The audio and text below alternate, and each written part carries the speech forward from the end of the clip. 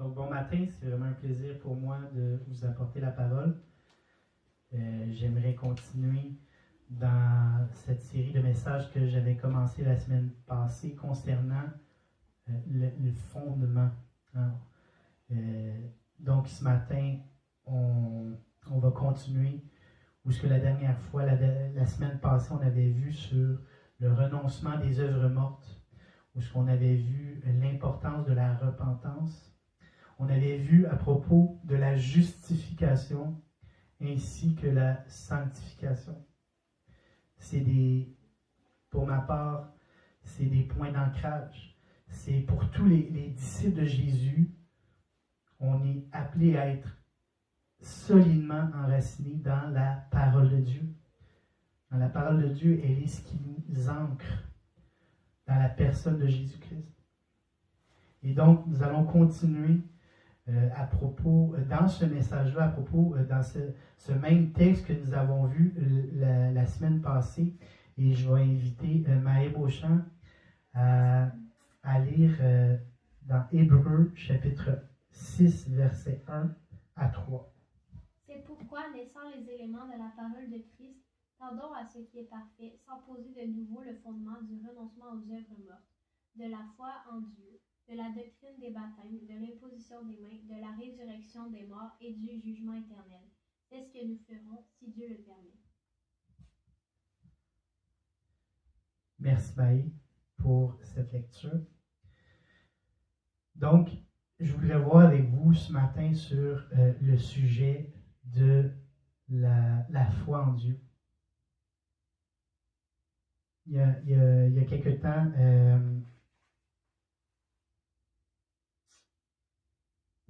temps, j'avais réfléchi à ce qu'est-ce que exactement le fondement de la foi. Donc, on a vu la semaine passée sur comme je vous ai dit, la repentance, la justification, la sanctification, mais aujourd'hui, on continue à propos de la foi parce que je crois que la foi en Dieu ne doit pas être négligée dans ce à propos des fondements qui nous enracinent dans notre foi.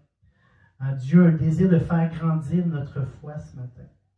Et ma prière ce matin, c'est « Seigneur, augmente ma foi ». Comme dans Luc chapitre 17, verset 5, les disciples avaient fait cette même prière « Seigneur, augmente ma foi ». Donc j'aimerais vous parler de 4 aspects de la foi. Donc la foi en Dieu. 4 aspects de la foi en Dieu. Le premier aspect que je veux vous apporter ce matin, c'est la foi qui sauve. Dieu nous donne l'opportunité, la possibilité d'expérimenter une foi, mais une foi qui va nous sauver, une foi qui va nous amener dans cette relation intime et personnelle avec Jésus. On peut lire dans Marc au chapitre 10, verset 52, Jésus lui dit « Va, ta foi t'a sauvé ». Aussitôt, il recouvra la vue et suivit Jésus dans le chemin. On voit ici ce mot-là, le mot « sauver », « Va, ta foi t'a sauvé ». Nous pourrions l'interpréter comme le mot « guérir », le mot « guérir ton âme, ton esprit, ton corps », de ce qui te hante, de ce qui te décourage, de ce qui te fait peur, de ce deuil qui est en toi depuis longtemps. Ce mot-là, on pourrait aussi l'interpréter comme préserver de ce qui peut te faire mourir à petit feu, te sauvegarder de ta vie qui vit toutes sortes de moments malheureux, de protéger de toutes ces choses qui peuvent se vivre mauvais en ce bas monde. Dieu a un désir de te sauver. Et cette foi dont je parle, et sans mettre... ici, mon but, mon désir, c'est pas nécessairement de diminuer ce que la parole de Dieu elle est importante. La parole de Dieu, elle est notre point d'ancrage. On a besoin d'aller en profondeur dans la parole de Dieu. Mais la parole de Dieu, c'est pas seulement à propos d'aller dans une connaissance intellectuelle. Ce n'est pas juste de lire les textes pour la lire. Ce n'est pas de connaître les textes ou connaître les doctrines. Mais ici, je parle vraiment d'aller, oui, en profondeur dans la parole de Dieu, à la rencontre de celui qui est derrière cette parole.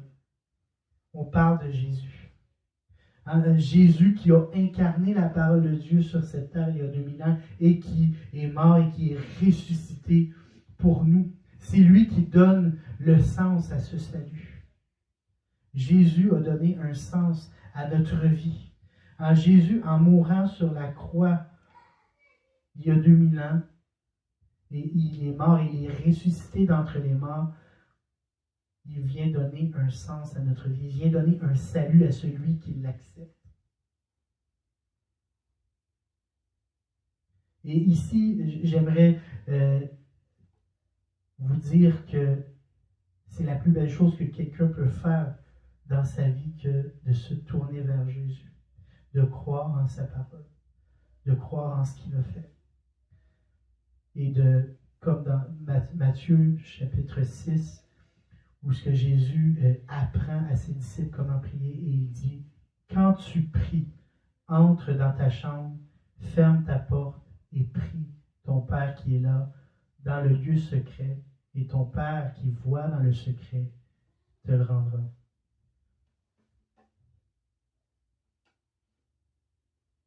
Ta foi va t'amener en relation avec Jésus. Une foi qui sauve, une foi qui est alimentée, inspirée par ta parole de Dieu, par la parole de Dieu, ça va t'amener dans ce lieu secret avec Dieu.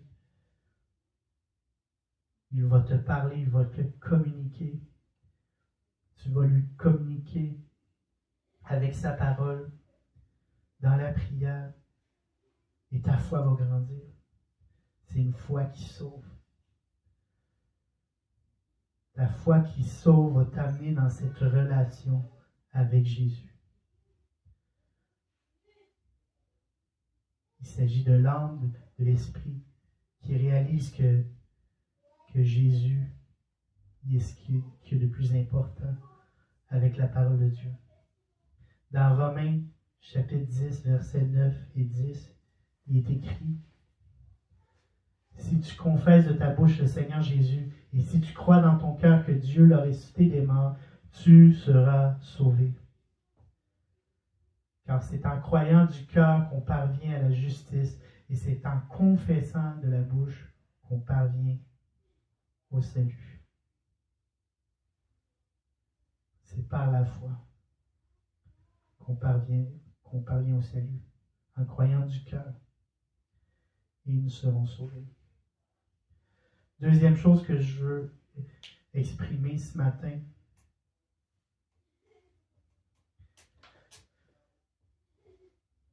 c'est le don de la foi. Deuxième aspect de la foi, le don de la foi. On a vu la foi qui sauve. Maintenant, nous voyons le don de la foi, qui est différent, c'est distinct. Dans 1 Corinthiens, chapitre 12, versets 8 à 11, on voit, en effet, à l'un est donné par l'Esprit une parole de sagesse, à un autre une parole de connaissance, selon le même Esprit, à un autre la foi, par le même Esprit, à un autre le don de guérison, par le même Esprit, et à un autre le don d'opérer des miracles, à un autre la prophétie, à un autre le discernement des esprits, à un autre la diversité des langues, à un autre l'interprétation des langues. Un seul et même esprit opère toutes ces choses, les distribuant à chacun en particulier comme il veut. Donc on voit ici, dans 1 Corinthiens 12, verset 9, où on voit à un autre la foi par le même esprit. On voit la foi. Dieu donne la foi. Une foi qui est communiquée d'une manière surnaturelle. On voit ici que l'apôtre Paul énumère une liste non exhaustive de 9 dons surnaturels qui concernent la foi, qui est communiquée par, comme on voit dans le texte, c'est le même esprit. La foi est communiquée par le même esprit. Donc, j'aimerais amener 4 points ici. D'abord, c'est la foi. C'est quoi la foi? En fait, c'est donner sans réserve. La foi ici, le terme qui est utilisé, en effet, à l'un est donné. On voit que c'est le terme, c'est vraiment, c'est donner sans réserve et même, il y a l'aspect de l'engagement où ce que Dieu s'est engagé alors qu'il a donné son Fils, alors qu'il a donné son Esprit, bien, il s'est engagé à être là afin de nous donner, afin de nous communiquer sa grâce. Son désir, Dieu, c'est de nous donner. Il aime nous donner, il aime nous voir en train de recevoir sa grâce de manière sans réserve. Dieu aime donner de manière sans réserve. Et j'aimerais dire à quelqu'un ce matin que Dieu veut donner une foi surnaturelle, une foi qui vient d'en haut, une foi qui est communiquée, que seul Dieu peut donner. Ensuite, on voit le même esprit. Le même esprit. L'esprit est celui qui donne la possibilité de donner une parole de connaissance, une parole de sagesse, et tous les dons qu'on a vus d'énumérer tantôt, c'est tout du même esprit. L'esprit qui opère, c'est le même depuis 2000 ans et depuis le début, depuis la création du monde, on a toujours le même esprit. L'esprit de Dieu qui se mouve, qui opère, qui manifeste sa grâce. Et on voit qu'il communique la foi. C'est l'Esprit de Dieu. Ensuite, on voit comme il le veut. Et on doit savoir que la volonté de Dieu, c'est de communiquer le don, c'est de manifester le don, c'est d'opérer le don du Saint-Esprit. C'est de communiquer le don du Saint-Esprit. Le don de foi qui est communiqué. Pourquoi? En dernier lieu, pourquoi ça va être pour l'utilité commune. C'est pour que l'un et l'autre puissent profiter, pour que l'un ou l'autre puisse profiter de la grâce de Dieu, puisse profiter de ce que Dieu est en train de faire. Si tu as un don,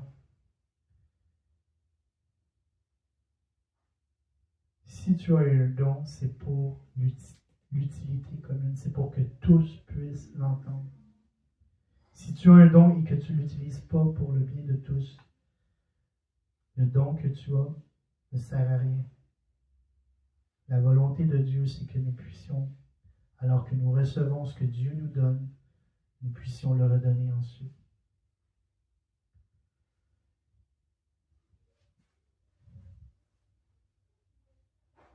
On doit comprendre ici que la foi, le don de la foi est décrit ici comme une foi surnaturelle qui provient d'en haut. Il est comme tous les autres dons qui étaient énumérés là, Et Dieu les a envoyés parce qu'il le veut. Il le distribue selon son plaisir. Et c'est pour que tous puissent en profiter.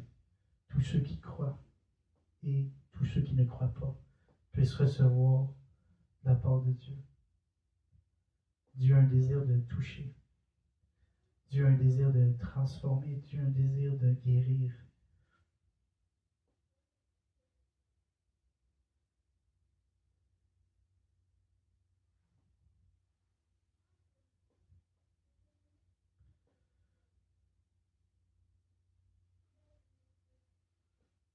Ensuite, on voit le troisième aspect de la foi, une foi qui plaît à Dieu. On voit une foi qui plaît à Dieu. Une foi qui plaît à Dieu. On voit dans Hébreux, chapitre 6, verset 6. Or, sans la foi, il est impossible de lui être agréable, car il faut que celui qui s'approche de Dieu croit que Dieu existe et qu'il est le rémunérateur de ceux qui le cherchent.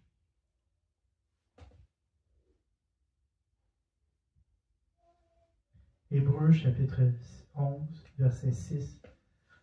Donc on voit que sans la foi, donc ce que ça veut dire, hein, sans la foi, il est impossible de lui être agréable. Donc si on croit en lui, on lui est agréable. On est agréable à Dieu. Dieu a du plaisir. Dieu a un désir de faire grandir notre foi en lui ce matin. Dieu veut nous voir avec une foi qui grandit en lui.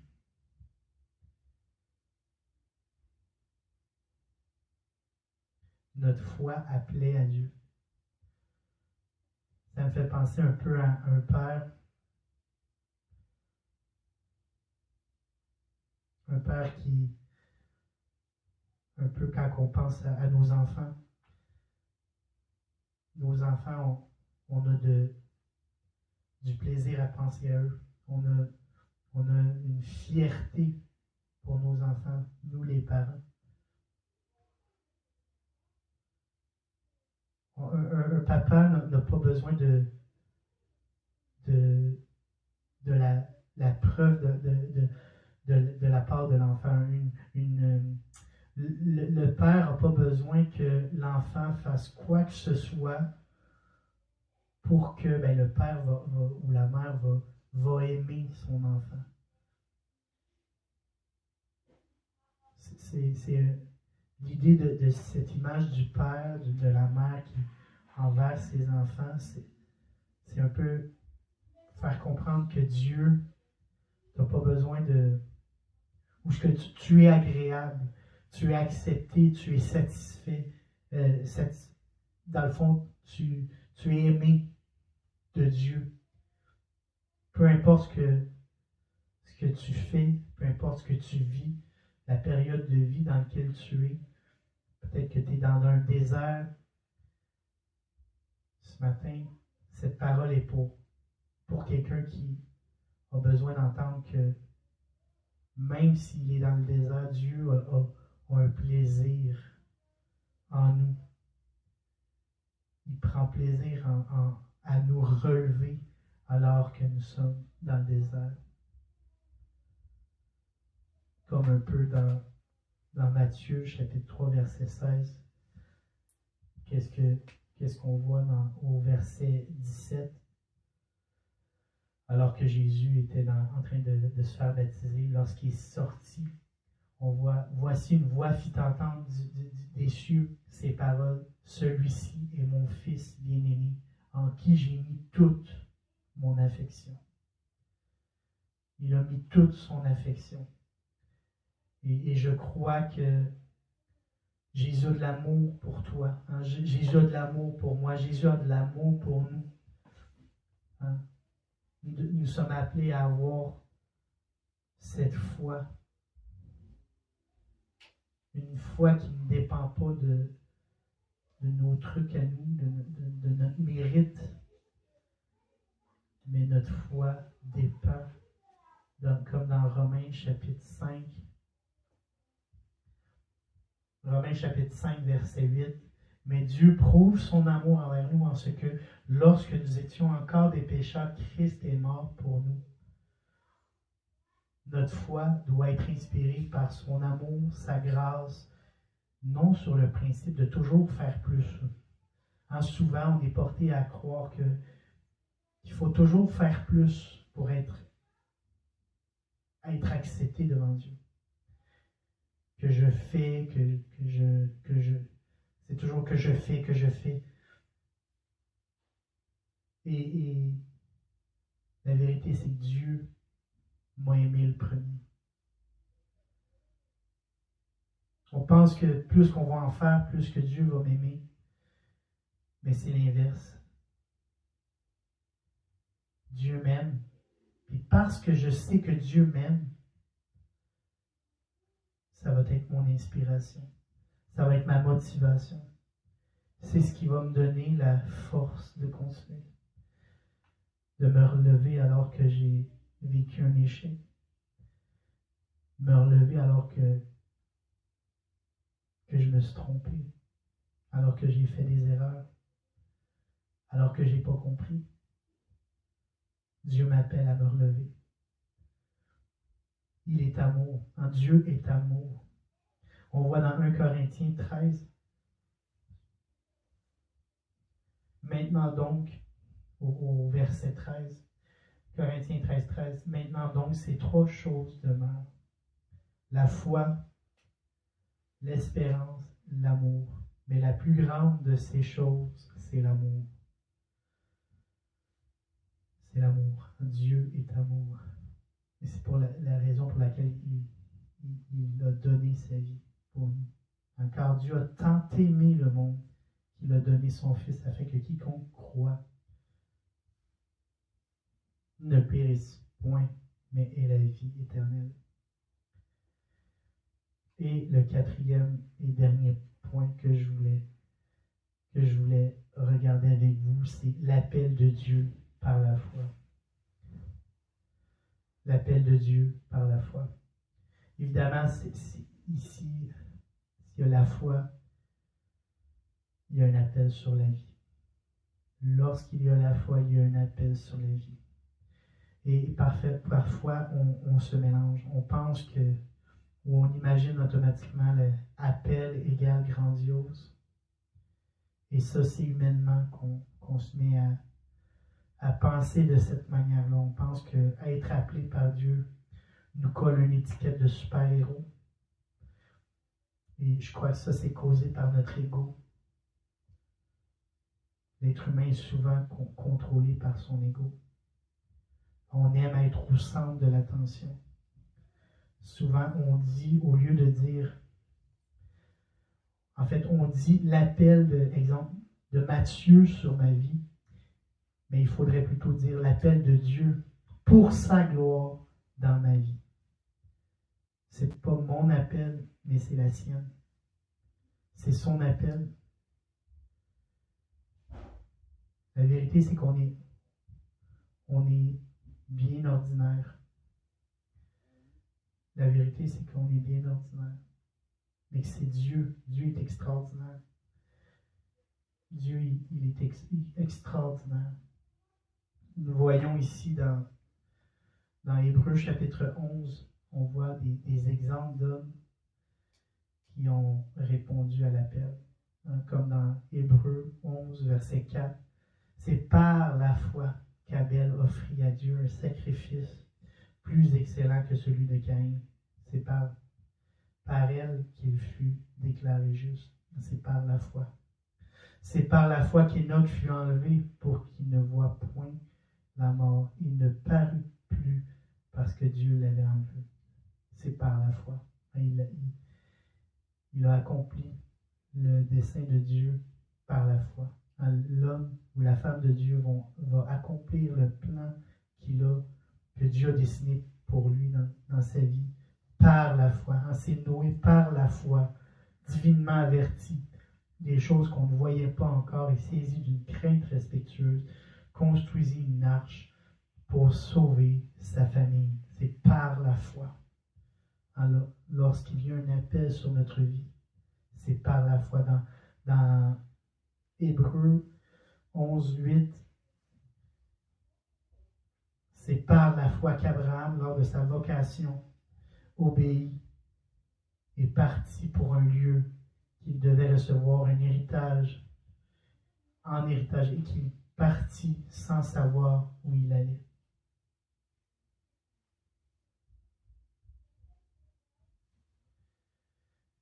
Et puis, c'est par la foi qu'il vint s'établir dans la terre promise comme dans une terre étrangère, habitant sous des tentes, ainsi qu'Isaac et Jacob, les co-héritiers de la même promesse. On voit le verset 8 et 9. C'est par la foi. Il y a ici quelques mots que je voudrais faire ressortir. Des mots intéressants. Des mots que je crois on est appelé à prendre en considération. D'abord, c'est le mot vocation. Dans le verset 8, vocation. Par la foi, Abraham rentra dans sa vocation. Ce mot ici, c'est être appelé. C'est une offre, c'est un appel, c'est l'offre de Dieu.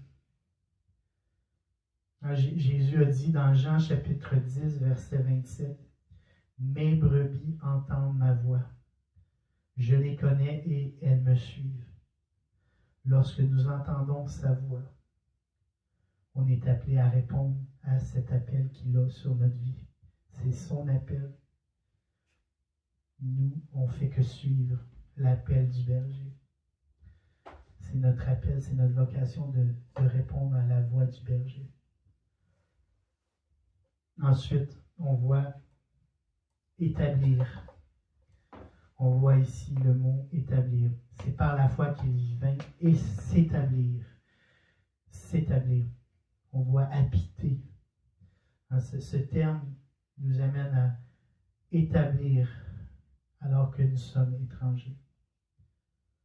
Ça me fait penser un peu dans 1 Pierre 2, verset 11. « Bien-aimés, je vous exhorte comme étrangers et voyageurs sur la terre. » On doit se résigner. On est sur la terre, mais Jésus a dit, je vous prépare une place. Parce que la vérité, c'est que notre place n'est pas ici-bas sur la terre, mais notre appel, c'est un appel divin, c'est un appel céleste, c'est éternel. Le but, c'est que Jésus soit mis en honneur dans cet appel.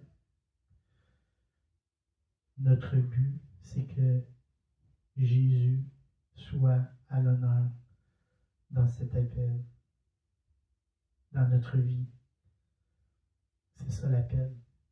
Dieu dépose sur chacun de nous un but, mais un but qui correspond à sa gloire, à lui. Il établit cela sur chacun d'entre nous. C'est à nous à le prendre par la foi. L'appel de Dieu par la foi pour chacun d'entre nous. Et la dernière chose que je voudrais évoquer dans ce passage, c'est à propos de la promesse. On voit ici les co-héritiers de la même promesse. Parce que Dieu a une promesse. Dans Jean chapitre 10, verset 10. Moi, je suis venu afin que les brebis aient la vie et qu'elle l'ait en abondance. Je termine ce message par cette parole. C'est que Jésus est venu. Il est venu pour ses brebis. Et il est venu pour ses brebis afin que ces brebis puissent expérimenter la vie. Qu'ils puissent expérimenter l'abondance en lui. Donc l'appel de Dieu, c'est par la foi, c'est une question d'un appel, c'est une vocation, c'est quelque chose qui est d'extérieur, une voix extérieure qui, à haute voix, offre. C'est une offre, un appel. Et on l'entend. En nous, les brebis, on entend le berger. On entend la voix. Ensuite, il établit. Il établit alors que nous sommes sur un terrain étranger. Parce que la vérité, c'est que Jésus est en train de nous préparer une place. Jésus est en train de préparer une place. Et on doit aspirer à cet endroit qui est celui que Dieu va nous avoir préparé. Et on est appelé à regarder à ce lieu céleste, à regarder à ce berger qui nous prépare cette vie et cette vie en abondance. Donc alors que je termine, j'aimerais ça juste qu'on puisse fermer les yeux. Là où on est, là où on se prononce, que ce soit ici avec moi ou là où vous m'écoutez. Cet appel ce matin à la foi. Cet appel ce matin à la foi qui sauve. C'est un appel à la repentance. Alors que je fais cet appel, peut-être que tu n'as jamais entendu à propos du royaume de Dieu. Et Jésus se promenait de lieu en lieu en annonçant ce même message, l'appel à la repentance et au pardon des péchés. Repentez-vous et croyez en la bonne nouvelle. En Jésus, il est venu mourir sur la croix pour tes péchés ce matin. Et tu n'as qu'à te tourner vers lui. Seigneur, je te demande pardon pour mes péchés. Je reconnais ce matin que je suis un pécheur, mais que en mourant sur la croix, tu as pris mes péchés. C'est un appel au pardon ce matin. C'est par tes meurtrissures, Jésus, que je suis guéri ce matin. Et ce matin, c'est un appel un désir de nous communiquer de tes dons. Le don de la foi ce matin. Dieu a un désir de communiquer le don de la foi. Il veut communiquer le don de la foi ce matin à quelqu'un qui veut le recevoir. Une foi surnaturelle, une foi qui peut, la Bible dit que par la foi, on peut déplacer des montagnes. Donc, ce don veut être transmis ce matin. Il suffit de le recevoir par la foi. Au nom de Jésus. Seigneur Jésus, augmente ma foi ce matin. Dans le nom de Jésus, viens opérer quelque chose qui vient que de toi, qui dépend que de toi ce matin.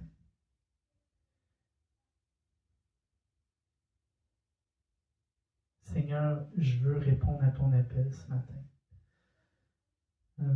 Viens, Seigneur, et guide-moi dans l'appel à lequel tu m'as appelé à rentrer ce matin.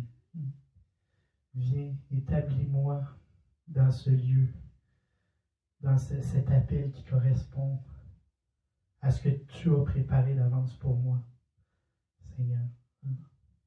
Viens et remplis-moi de ta présence, de ton Saint-Esprit, Seigneur. Délivre-moi, Seigneur. Que ma vision soit éclaircie afin de bien comprendre l'appel qu'il y a sur ma vie. Et c'est dans le nom de Jésus que